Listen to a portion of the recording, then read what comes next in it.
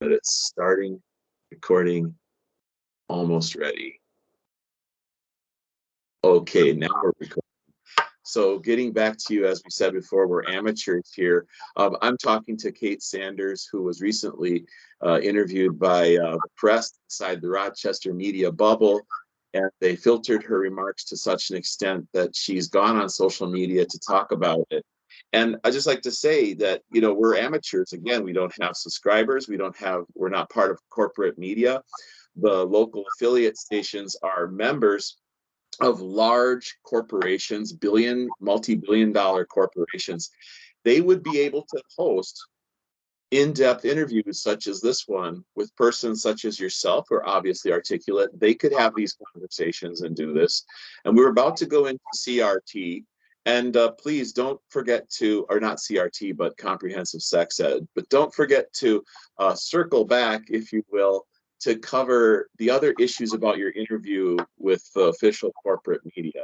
So go ahead, Kate Sanders, a homeschooler. Please go ahead and speak to your experience. Yeah, well, I think where we left off, Wes, was we were talking about parents being present and accessible to kids as they encounter material that may make them uncomfortable. And comprehensive sex ed is precisely that. It's something that could and often does make kids uncomfortable. And it really needs to be the parents' responsibility to drive that bus. Now, I will say, I'll give a shout out here to the parents that are really afraid to talk to their kids about these things. And in most cases, that's because they weren't talked to about it at a young age. And so, or their parents were awkward about talking with them about it. So they're afraid to talk to their kids. And I would say to those parents, there are resources available to you to help have those conversations in a healthy way. And, you know, again, I don't want to give the illusion here that I'm a perfect parent, because I am far from it. But this is something, given what's going on in the schools and in the culture, this is a topic that was particularly important to me and my husband, or is particularly important. Our oldest is 10. And we felt that she was mature enough to start having some more in-depth conversations about these things. And, you know, we did some research and we asked around to other families that we trust. And we found a really great book series that dove into those from a similar worldview to ours. And I sat down with my daughter and I just said, sweetie, I am so excited that you are growing up, that you are turning into a young woman. I'm so excited. And there are great things ahead for you. And I would just love to read this book with you and to talk about that, because I'm excited for you. And she just lit up. She lit up and she said, yes, Mom, let's do that. So every Friday afternoon, we took an hour together. We'd read a chapter, we'd snuggle up together and we'd read a chapter of that book and we'd just talk about it. How does that make you feel? What do you think? Do you have any questions? You know, yes, this part might be hard. You know, getting your period might be hard and uncomfortable, but it's such a privilege to be a woman. It's such a privilege to be able to someday carry a life. You know, this is an exciting thing. And you know what, Wes? She was fine with it. She wasn't uncomfortable at all. Now, inside, I was feeling uncomfortable because I'm one of those kids who, you know, I did not have a lot of these conversations with my parents. They did the best they could and they're wonderful. My parents are amazing.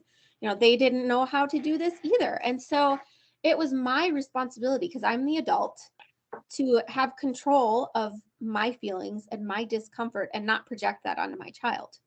And we were able to have a very fruitful and encouraging conversation, and an ongoing conversation about this. Now, if I put my child in public school and I allowed those teachers to control that conversation, that would have gone so differently. And I can almost guarantee you my child would have come out of that confused and embarrassed. Embarrassed and feeling a sense of shame.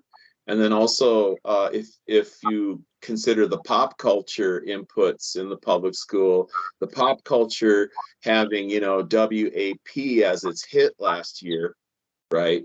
And the Hollywood approach to everything, or the Disney approach to everything, that that nature abhors a vacuum. If the parent's not having that conversation, all of those other worldviews will rush in to fill the void and end up transmitting a sense of shame. I don't think it's okay to have that going on with complete strangers. And I think it should be the parents who have those conversations with their children, because let's face it, there are people with an agenda that they don't feel comfortable explaining themselves. And when they're challenged on it, they're unable to explain it. Or when they do finally turn up at a school board meeting and they're recorded saying what they want to do with other people's kids and teach them about all these matters that are deeply personal and private and should be done in a respectful way. When they say what they're reading to kids and they're recorded and then that's uploaded, they tend to disappear. They tend to vanish because nobody really agrees with what they're doing. Yeah. Leave other parents' kids alone. Right. Well, and what happens when we have a conversation about really intimate things like that? That affects a relationship. And when a parent takes that on and has that conversation with their child, it's going to build trust and it's going to build an openness in the relationship. It's going to help those kids feel like they can talk to their parents about anything. And then down the line, when they're 17, 18, 20, 25 years old, and they're running into things in the world that were unexpected and hard and emotional and scary, where are they going to go? They're going to know they can go to their parent. And the parent is the one consistent thing, it's the consistent person in their life. That is how that relationship's meant to be. When they're having that conversation, not with the parents, when they're having it with their teachers, suddenly you're adding an element of relational intimacy to a relationship that is not meant to have that relational intimacy. In fact, I'm sorry, but as a parent, that's really scary to me. Yeah. Because what happens when your child feels like they can start talking to someone who's basically a stranger about sex and they can't talk to you? I'm not calling all teachers groomers, but we need to consider for a second what we're setting our kids up for. Even if nothing happens in school, what does that mean in the future? What effect is this going to have down the line? Right. And it speaks to some of the surveys which have been distributed by the government in Rochester. Not just the Parks Board shouldn't be asking people for their gender preferences. The Rochester Public Schools sends out a survey and then they're asking kids to, report on their own identities. It's just bizarre to think that governmental agencies want to soften people up to the point where they can be asked these questions in a public setting and the data can be harvested. It's really nobody's business. And you should leave it usurps, it crosses a line between public and private life that is continually being eroded by governmental authorities. So if you reach out to children and you get, soften them up to be asked these kinds of questions by an agent of the government, and the teacher is an agent of the government to an extent. They're operating. They're also, parenti in absentia type aspect to what they do, but they shouldn't be encroaching on what is, private space and getting people used to being asked these kinds of questions. Right. But well, it's we have to fascinating. think there's activists in the media. There's activists who are, like you mentioned, Black Lives Matter in the first segment, and their intended goal is to destroy the nuclear family.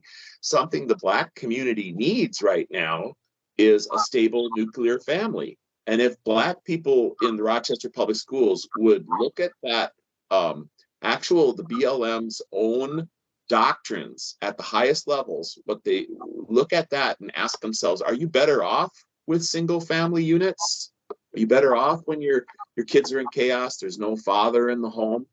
Don't you want to turn that around?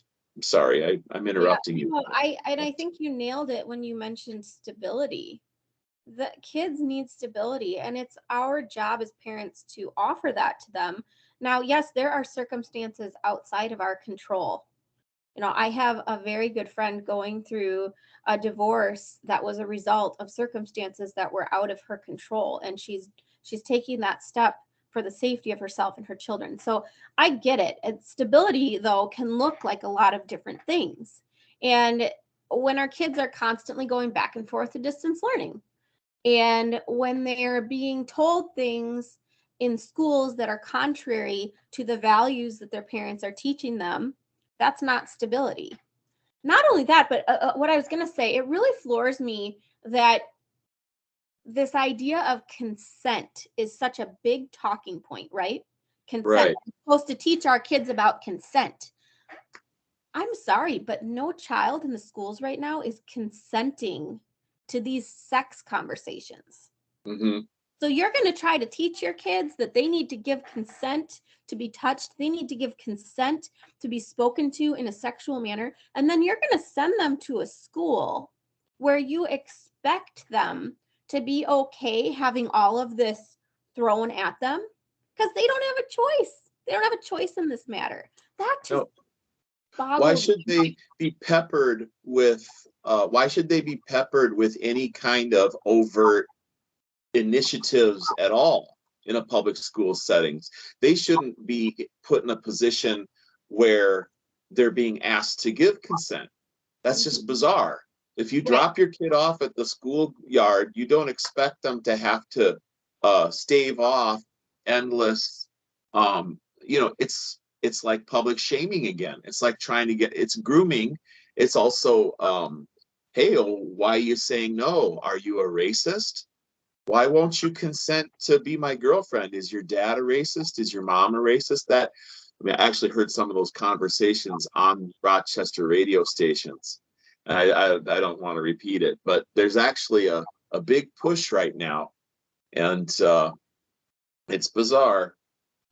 So do you want to say, like, did you talk to the reporter, the one who this reporter put out the invite for parents to speak? You went forward and you participated, and then you weren't lied about in terms of what you said, but there were omissions of what you said. So in a sense, the omission of your concerns was a kind of a cover up, or it's kind of a lie about what you actually said, because what you were trying to say was a plethora of issues. It's school violence, it's CRT, which they deny they're doing. They deny they're doing CRT. It's like, well, we know that the theory drives the practice. We know you're not teaching, the higher level French philosophers, the Hegelian dialectic. We know you're not teaching overtly Maoist, communist doctrinaire, but a lot of that doctrine drives your practice. So they ended up cutting out your aspect of comprehensive sex ed as well. Any other things that were omitted from the interview that corporate media should have reflected in their report? Yeah, generally speaking, you touched on most of it right there, but I did tell her the school administrators, the school board, they are trying to cover this up, and parents are trying to have this conversation with them. They are trying to get them to change. Like you said, speaking up at these school board meetings, but being limited to, what is it, like 3 minutes is all they're allowed to speak. And then that's not televised. The public's not hearing about this. You have parents that are writing, emailing, calling the district, asking for an explanation. And then I've seen some of the responses that some of these parents have gotten, these cryptic responses that either dance around it and won't answer the question, or deny that it's happening, or even worse, they try to justify it in the name of diversity, equity, and equality, excuse me. Not equality, diversity, equity, and inclusion. Inclusion, there we go. Yeah. So parents, I told her, I said, parents are trying to address this, and the district won't have it. That's a problem. So, that's certainly something that she didn't report on. And when she asked me, is there anything else you want me to know today? I said, Sydney, tell the truth. You have an opportunity here. Tell the truth. These parents need to be heard. These parents are concerned. The community needs to know that this is going on. So many community members are in denial. They don't want to hear it. You know, I get into it with people on Facebook sometimes. In fact, some of the people watching this have probably seen my name come up on some of Kim Norton's posts. And somebody called me. I haven't, because I'm blocked from seeing what you post on Kim Norton's wall. She used a really unique way of preventing people from seeing that there's opposition to her. So a lot of us, if you're not, I think it works like this: if you're not friends with each other on Facebook already, you can't see what someone's posting on her wall. So not everyone sees the amount of energy that's coming against her. But, you know, she meets regularly with Kent Peckel, and people have a right to ask what those meetings are about and request to have transcripts, because she's a public servant. So, but we also know that the Rochester Public Schools, with Mr. Munoz, Mayor Norton helped coordinate the Black Lives Matter protests, which occurred in Rochester, and that she was a proponent of those. And it was at the height of the lockdown. But let's not go off into the woods. Well, I want to look back. Maybe we didn't talk about violence in the public schools yet, because there's a lot. We see some of the behaviors at the parking lot at the Apache Mall, or in the parking lot in front of Shields department store, or at the fairgrounds last summer. A topic I spoke about: a student had been bullied in school for 3 or 4 years. The parents tried to communicate with the teacher and the principal, and the public schools were just kind of keeping it under the lid. Then the girl was jumped at the Olmsted County Fairgrounds, and the perpetrators were actually spitting on law enforcement and knocking over trash cans. And there was kind of a massive kind of incident at the fairgrounds where they had to cancel the Olmsted County Fair. And I spoke about that on the microphone, and I was pilloried and vilified. But what do you think about violence, and what can parents do about that? How can they speak out? There are probably other people that could speak more to that subject than I can. I know it's happening. I've heard stories about specific incidents. I have heard about kids being afraid to use the restroom at school. Yes. Because they're afraid they will get jumped in the restroom. I mean, try to imagine holding your pee all day because you're afraid to go to the bathroom.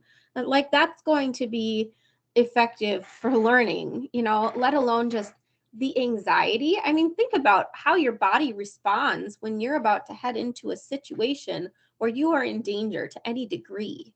That fight, flight, or freeze mode kicks in, and all you're thinking about is how to protect yourself. So I'm not going to be able to learn about World War II when I'm afraid of getting beat up. I mean, so, and again, like, my area of expertise, so to speak, is homeschooling. And I really believe, now I'm not anti-school. I don't think it would be accurate to say that I'm anti-school.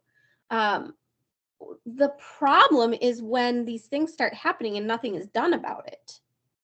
And RPS is not doing anything about it. They're not willing to admit that it's a problem. They're not willing to work with parents.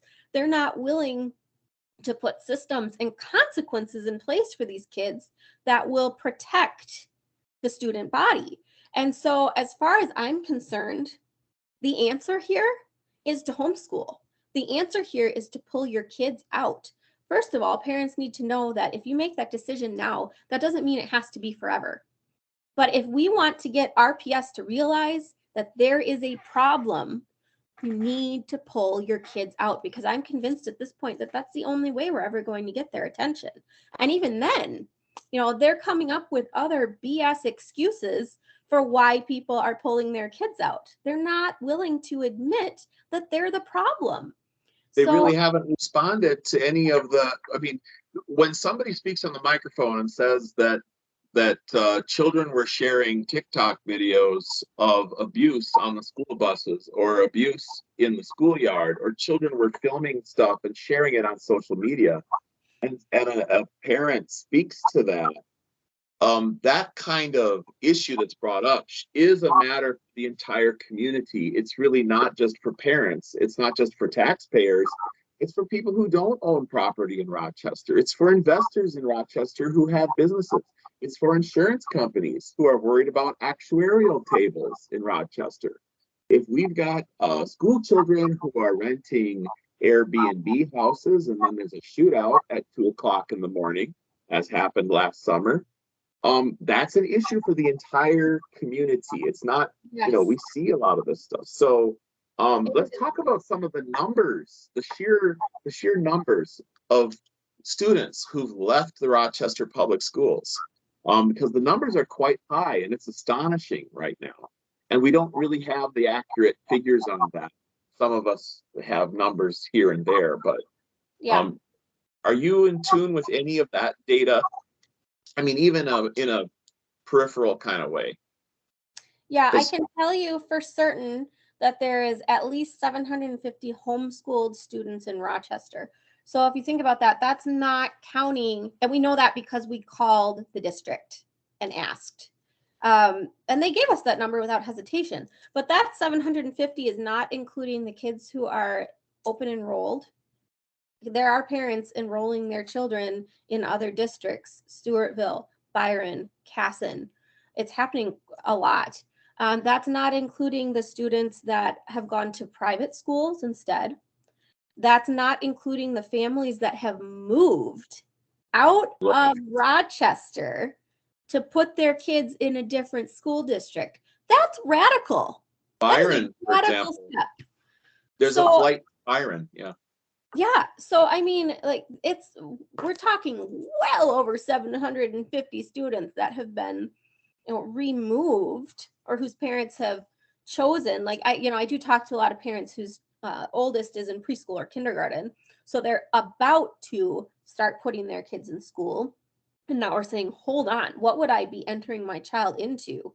Which is, good for them for having that insight now, because we need to remember, once kids enter into that environment and are exposed to these things, they can't be unexposed. Mm-hmm. So anyway, like this is, again, it's not even counting the number of families that would be putting their kids in this coming fall and are choosing not to, right? Mm-hmm. Because that's the other thing that the school district hasn't been very forward about, is how, well, the story touched on it a little bit last night on the news, how they're not reaching projected enrollment anymore. So, going forward, I think the numbers they're sharing with us are very, very conservative and borderline lie. We heard that in the first year of the COVID lockdown, there were probably 1,000 parents. It reached the upper 900s of people who walked away from the Rochester Public Schools. And then there were, in the second year, I think I lost track around December or January. As of that point, I think we were at about 600, 650. And how I think that's a detriment and a loss to the whole community is that communities are out of balance when you have too much of maybe one age group. So in Rochester, we're a very old community. There's lots of boomers here, right? So and when you get to the age of 70, you see this the numbers just go up massively, because there's a lot of retirees that move to Rochester. They want to be close to the Mayo Clinic. There's these new apartment buildings that are elder kind of retirement centers or assisted living facilities and so on. So the community is sort of out of balance, and a healthy community would have a broad swathe of people of different age groups in it. So yeah, there's a lot of flight going on away from Rochester, and the public schools tried to do a survey to discover the reasons why people were leaving, but the questions were asked in such a way that they were kind of protecting the public from seeing the responses that people would have given if the questions had been more honest. I don't know if you saw that survey, but they asked some loaded questions because they were afraid of finding out the real reasons that parents were leaving the Rochester Public Schools and taking their kids out. Right. Well, and that's because they don't want the truth. They don't want that data. They don't want the data that is going to confirm what they're afraid of. They want the data that's going to fit their narrative so that they can report back to the community what they want us to know, not what we need to know. And again, that's a problem. The lack of transparency. Again, I am not anti-school. I am anti, why can't I get the information I want? Why can't we see the curriculum? Why can't we reach the superintendent? Why don't we get emails back? That's what I have a problem with. Yeah. So these surveys, this data, it's nobody can get accurate information. It's so funny that they call it the Rochester Public Schools, but the only thing that's public about it is the money they take from us. There's nothing public about the curriculum. There's nothing public about the numbers or the data. They don't want us to know how they spent the Federal CARES Act money or the COVID relief money they received. All of that's they say it's online, but when you go look at it, it's aggregate reports. It's not in detail. So that's a whole nother topic for another a day. But the media, the corporate media conglomerates in Rochester would certainly have the bandwidth to be able to host interviews such as this with parents. If this person's going to go through the trouble to ask parents to reach out to her and speak to her as a journalist, as a reporter, you could do an hour-long session with a parent and let them talk and let them tell of their experience. You could easily do that. They've got the money. That's their job, incidentally, right? Yep. And we're just, we're just amateurs at this. So, I mean, you're not an amateur at homeschooling. You're a professional. You're really someone who's doing it. So, well, and kudos. that's just the thing is I'm a professional parent. Yes. All of us are professional parents. So this crap about, oh, well, you don't know what's best for your child. Yeah, Leave it to experts, right? We're here I from don't the need government. a degree in child psychology to know that what they're teaching is harming kids. I know that. The parents know that because these kids come home and the parents see the effects. They see what happens when the child's able to breathe and let their guard down a little bit and feel the feels. Because that doesn't happen in the schools. The kids don't have the space to do that because they're afraid of how people are going to respond if they let themselves respond to what they're feeling. You're bringing up a really important point, and I just want to make a plug, but I had a conversation last week with a really great guy in the Rochester Public Schools, a guy I had always respected, although I hadn't met him. And we had a real heart-to-heart talk. And he's determined that he's going to start trying to encourage parents to have these talks with kids after school. He's going to talk to his community and say, listen to your kids, talk to your kids, let them tell you their stories, and let them open up to you. And parents, if you see this message, don't interrogate your kid, but you know how to talk to your kid. Let them speak to you in that true safe space, in what should be the best safe space they have, which is their home, in your presence, and bring them in and say, hey kid, you mean the world to me. Just tell me what you went through today at school. Just tell me about your day. What happened in your life today? Let yourself hear. One thing I hope he touches on when he does that, because I think that's beautiful. I think that's amazing. And it needs to happen. But an important aspect about that I've found in my parenting experience is we need to be appropriately transparent with our children too. So vulnerability. We don't need to put on a front that we've got all our shit together, excuse my French, but our kids need to know. Our kids need to know that we wrestle through this stuff too, that we have bad days too. So sometimes when I notice that my child is having a very emotional response to something and she's just shut down to me and will not talk to me, sometimes I'll just say, you know what, honey, I'm having a hard day today too. In fact, somebody said something to me that was really, really mean and hurtful, and I'm angry. And when I feel angry, I want to yell at them and I want to say nasty things back. And I'm having to have self-control right now, which is really hard for me. And you know what? Nothing opens a child up more than knowing, whoa, what I'm feeling is normal. And even grown-ups have these feelings. That will open the floodgates. Suddenly, children are going to feel safe. They're going to feel like they can relate to you. They're going to feel like they're not being judged, because these kids, they're confused. They're confused about their feeling. And that's childhood in general, right? Like some days Certainly, I'm but like, if you're in a school setting and you witness a child commit an act of violence against another child, and then the teacher doesn't or the child who committed the grievance isn't disciplined, or there's this endless trauma in the classroom because somebody's wilding. You know what I mean by wilding, right? The moving around causing chaos, right? yep, And the kids are witness to that. That can be really traumatic. Endorphins in the brain that are released will prevent children from learning. The dendrites aren't being formed in the neurons, so to speak. Memories aren't being created except for the presence of this trauma and this fear, right? And you get this traumatic stress syndrome going on.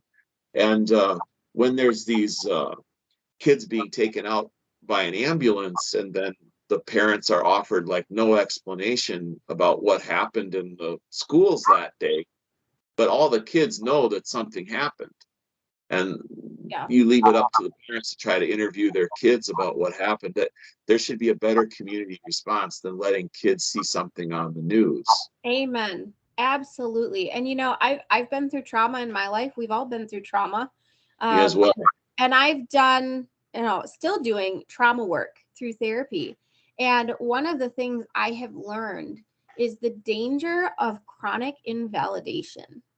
And what I mean by that is when you're experiencing something emotional, traumatizing, and the people around you are either telling you that's not a big deal, you shouldn't feel that way, get over it, any list of responses. When we're told this, all it Yes. does is reinforce the trauma. There's no room for healing. There's no room for creating healthy emotional regulation. And I'm not a psychologist, and that's getting No. into this territory. I'm only speaking from my personal experience. So we need to, what I've learned through my trauma and the way people responded to my trauma is that I need to be validating my kids' emotional experiences. And that means listening without judgment. And when that happens in the schools, when they witness these acts of violence and nothing is done about it, that is one epic invalidation to these kids, which is just another layer of trauma. And so now we're caught in this cycle of causing harm to our kids. And it's a Yes. distraction, and it doesn't allow them to be able to regulate and calm down to a point where they can learn, because that's essentially what we're talking about here, right? Is education and learning. And so it doesn't matter how good the textbooks are. It doesn't matter how good of a teacher the teacher is. The child can't learn. Could I say what you're describing about the child not being able to learn, and how they'll be, in a sense, kind of gaslit by this constant experience of told that what they're going through isn't valid, or what they're thinking or feeling isn't valid, or you just need to accept that that's the way it's going to be. Oh, what, this behavior over here? No, the teacher should be stopping that, the school administration, or have the parents come in and help. But that gaslighting on the individual, if you take that as a microcosm of what's been happening in our whole community for the last couple of years, we're all under this sort of massive, um, how can I say it, kind of a mass hysteria, or a kind of massive psychosis, where everybody's in denial about the abuse that our community is suffering. And I'm not going to get into that word, because then the video will be banned and dropped from YouTube, but it's on BitChute anyway, because that new channel's going. I think this whole conversation, though, maybe I'll read out what it says on my t-shirt, because it's what we're talking about, ironically, today. In this house, we believe that simplistic platitudes, trite tautologies, and semantically overloaded aphorisms are poor substitutes for respectful and rational discussions about complex issues. So we're into 35 minutes, but I'd like to give you the final word and let you say the farewell and the goodbye. So you got the last. Thanks. Well, and I want to bring it back to homeschooling, because again, that's my area of expertise, so to speak. And I just want the parents who are watching this to know that you're going through trauma too. You're going through hard things too. And we need to be together as families to work through this. And you have an opportunity to be there for your children in a very unique capacity, in a way that no one else is capable of doing, because these are your children. And so step up to that challenge, and know that as you step up out to that challenge, you don't need to have all the answers. You don't need to be able to do it perfectly, because there are people in Rochester who can support you, people like me, people like the other veteran homeschool parents. There are therapists, like, okay, therapy is awesome. I'm sorry. I have no shame in people knowing that I've gone to therapy for a long, long, long time. When we take care of ourselves, when we learn how to manage our own emotions, we can help our kids do the same. So what we're talking about here goes far beyond the scope of academics. What we're talking about here is our influence as parents and our opportunity to love on our kids and be beside them. So do it. I just want you parents to know you can do this. You can do it imperfectly. You can struggle your way through it, and your kids are still going to be better off for it, even when you screw up. So I just want these parents to know you have an opportunity, and there are people here to support you, and keep fighting. I also want to put a plug in, because a lot of homeschoolers, if you're watching this and you're already a homeschooler, a lot of us feel a temptation to just completely unplug from all of this, to say, that's it. I pulled my kids out because I don't want to deal with it, so I want nothing to do with it anymore. But you know what? It does matter. It should still matter to you, because these are the kids that your kids are going to grow up and be in the world with, first off. Second, you're a taxpayer. And there's going to be an election coming up where there are 4 seats open for the Rochester Public School District School Board. And so please, please, please educate yourself on the candidates. There are some really amazing humans that are running for school board. So educate yourselves, and please vote and stand up for these kids that are still in the school district. Stand up to see your money spent well, and stand up to help your kids have people to walk life with that are well educated and well cared for. So parents, you matter. Thank you very much, Kate Yeah, Sanders. And I hope this is the beginning of several more conversations on these topics. Absolutely. Me So too. important for the future. Thank you. Right. Take care. Bye. Thank you.